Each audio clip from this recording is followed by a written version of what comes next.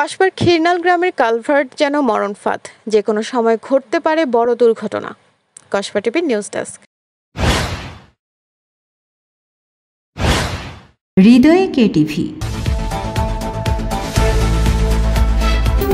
Kasba TV, হৃদয়ে বাংলা। ব্রাহ্মণবাড়িয়ার কসবা উপজেলার গোপীনাথপুর ইউনিয়নের ৫ নং ওয়ার্ডের খিরনাল গ্রামের কালভার্টটি এখন যেন মৃত্যু ঝুঁকির ফাঁদ।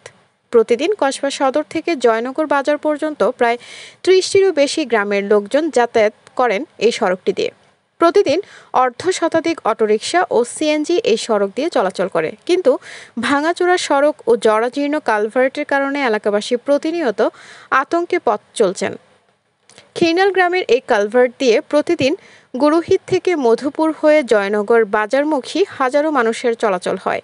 তবে কালভার্টের ভাঙাচোরা অবস্থা স্থানীয়দের জন্য যেন এক মরণ ফাঁদে পরিণত হয়েছে।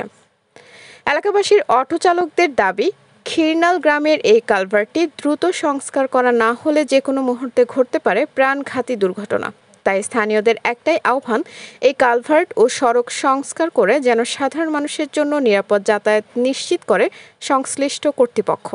আজকে অনেক দিন যাবত আমাদের এই অটো চালাইতে অনেক কষ্ট হয়, এটা অনেক রিস্ক হয়ে দাঁড়াইছে। ভাই একটা রাস্তা ভাই একবারে আইতে 1 ঘন্টা সময় লাগে। কালভার্ট কি একটা অবস্থা, আমরা গাড়ি নিয়ে একবারে চলাচল করতে পারি না। তার যে অবস্থা, আমরা গাড়িগুলো চালাতে পারতেছি না। এই যে ব্রিজটা ভাঙ্গা, আমাদের খুব সমস্যা হচ্ছে। লক্ষ্মীপুর থেকে কসবার যাওয়ার পথে খিরনাল নামক স্থানে একটি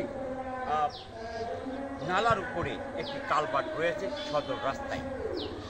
বাড়ি ট্রাক্টরের ফলে ভেঙে ফেলে হয়েছে এই কালভার্টটি। যান চলাচলের প্রতিদিন সম্মুখীন হচ্ছেন বিপদের সংকেতের বয়ে এনেছেন পদযাত্রীদের যেন একটা মরণ ফাঁদ।